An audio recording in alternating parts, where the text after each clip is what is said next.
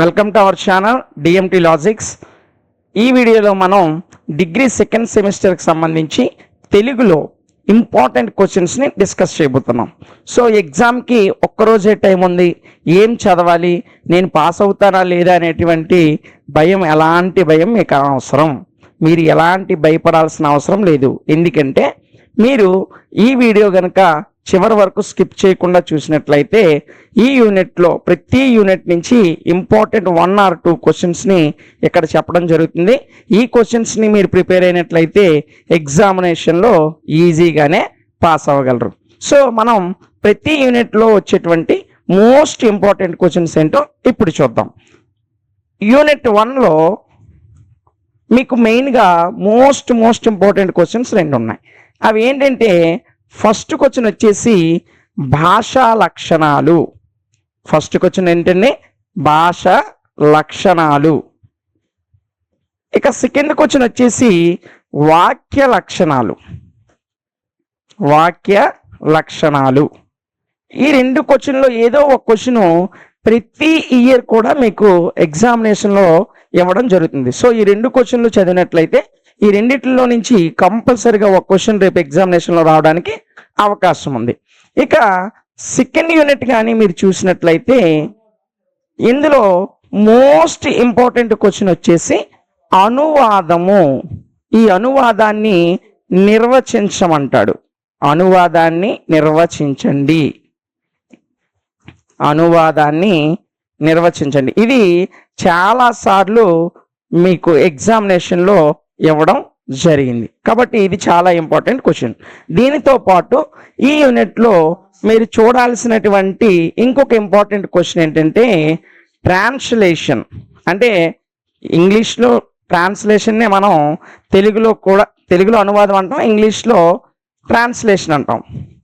So ఏంటి sir ఈ translation అంటే మీకు ఇంగ్లీష్లో ఒక పారాగ్రాఫ్ ఇస్తాడు, దాన్ని తెలుగులోకి మేము ట్రాన్స్లేట్ చేయాలి. సో ఏదో ఒక పారాగ్రాఫ్ మీకు ఇవ్వడం జరుగుతుంది, దాన్ని తెలుగులోకి మీరు అర్థం చేసుకొని ట్రాన్స్లేట్ చేస్తే సరిపోతుంది.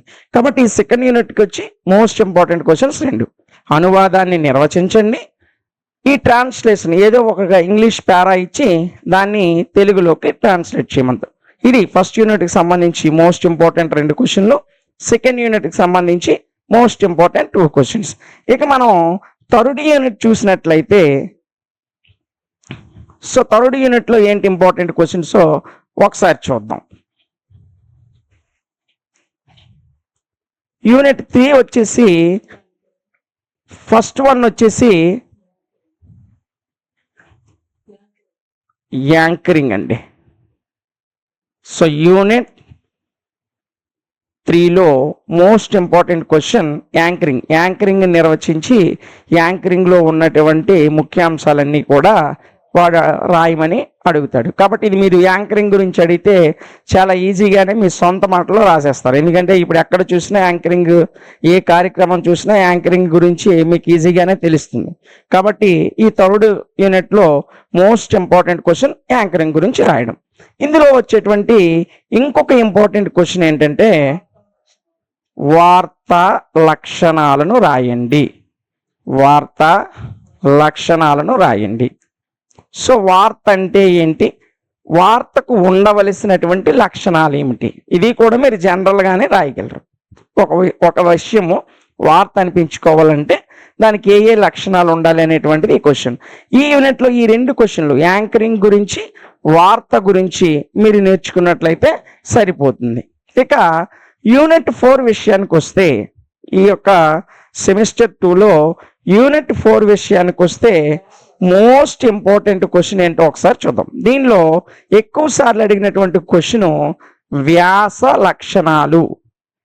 వ్యాస లక్షణాలు అంటే వ్యాసము అంటే ఏమిటి, ఆ వ్యాసానికి ఉండవలసినటువంటి లక్షణాలు ఏంటి. అంటే మీకు ఈ 4th యూనిట్లో ఎస్ఏ ఏ విధంగా ఆవిర్భవించింది, అది ఎస్ఏ అనిపించుకోవాలంటే ఒక విషయం వ్యాసం రాయడానికి, ఒక వ్యాసము రాయాలంటే దానికి ఉండాల్సిన లక్షణాలు ఏంటి అనేది మీరు సొంత మాటల్లో అయినా రాసుకోవచ్చు. సో యూనిట్ 4కి వచ్చేసి మోస్ట్ ఇంపార్టెంట్ క్వశ్చన్ వ్యాస లక్షణాలు. దీనితో పాటు ఈ యూనిట్లో మీరు చూడాల్సిన ఇంకొక క్వశ్చన్ ఏంటంటే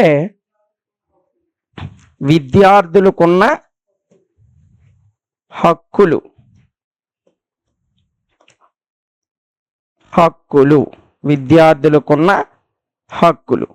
విద్యార్థులకు ఎలాంటి హక్కులు ఉన్నాయి అనేటువంటిది ఇది కూడా మీరు ఈజీగానే మీ సొంత మాటల్లో రాసేసుకోవచ్చు. ఇది 4th యూనిట్కి సంబంధించి. ఇక 5th యూనిట్ మీరు చూసినట్లయితే 5th యూనిట్లో ఉన్నటువంటి ఇంపార్టెంట్ క్వశ్చన్స్ ఏంటో చూద్దాం. ఈ 5th యూనిట్లో మోస్ట్ ఇంపార్టెంట్ క్వశ్చన్ వచ్చేసి సోషల్ మీడియా. మీకు ఇందులో ఒకే క్వశ్చన్ అటు తిప్పి ఇటు తిప్పి అడుగుతాడమ్మా. సోషల్ మీడియా, ఈ సోషల్ మీడియా యొక్క ఉపయోగాలు లేదా లాభాలు లేదా ప్రయోజనాలు ఏదన్నా ఒకటే. ఈ క్వశ్చన్ 10 మార్క్స్కి మీకు ఎక్కువ సార్లు ఎగ్జామినేషన్లో ఇవ్వడం జరిగింది. దీంతో పాటు మీరు నేర్చుకోవాల్సిన ఇంకో క్వశ్చన్, ఈ సోషల్ మీడియా వల్ల కలిగేటువంటి నష్టాలు ఏమిటి. ఈ 2 క్వశ్చన్లు ఈ యూనిట్ 5కి వచ్చేసి సోషల్ మీడియా యొక్క ఉపయోగాలు లేదా ప్రయోజనాలు, సోషల్ మీడియా యొక్క నష్టాలు లేదా ప్రతికూలతలు. ఇవి 5th యూనిట్కి సంబంధించి 2 క్వశ్చన్లు. సో మొత్తం మనం ఇప్పటివరకు ఎన్ని క్వశ్చన్లు డిస్కస్ చేసాం? 5 యూనిట్స్ కలిపి 10 క్వశ్చన్స్ని డిస్కస్ చేసాం.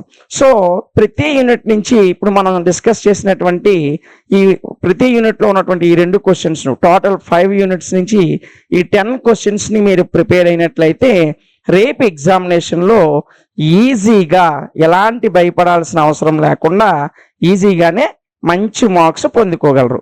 అయితే వీటి యొక్క ఆన్సర్స్ మనకి ఎక్కడ దొరుకుతాయి? సో మన దగ్గర మెటీరియల్ కూడా లేదు, లేదా మన దగ్గర ఎలాంటి టెక్స్ట్ బుక్ కూడా లేదు అనేటువంటి ఆందోళన మీ దగ్గర ఉంటుంది. సో సమయం అయిపోతుంది, మీ దగ్గర చదవడానికి ఎలాంటి రిటర్న్ నోట్స్ కానీ ఎలాంటి PDF మెటీరియల్ కానీ ఎలాంటి టెక్స్ట్ బుక్ కానీ లేదు.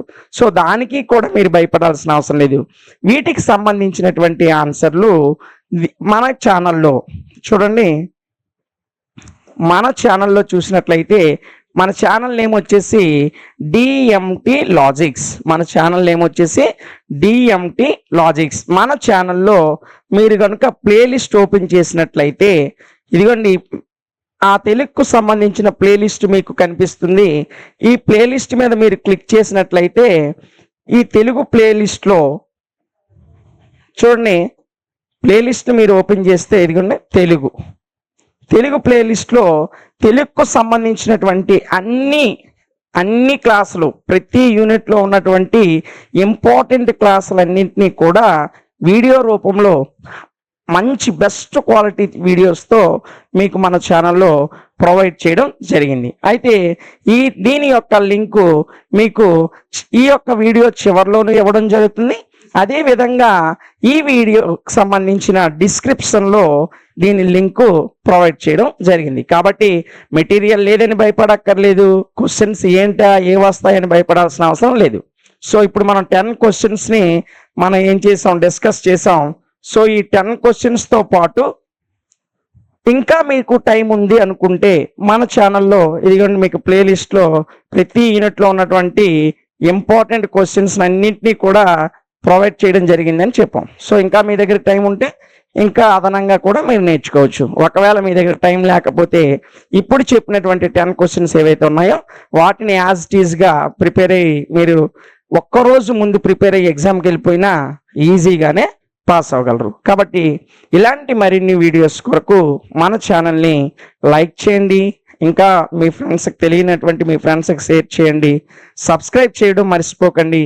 మీరు మా ఛానల్ లైక్ చేసినట్లయితే మీరు మమ్మల్ని మరింత ప్రోత్సహించిన వారు అవుతారు. సో నెక్స్ట్ వీడియోలో మరొక వీడియోతో మీ ముందుకు వస్తాం. Thank you.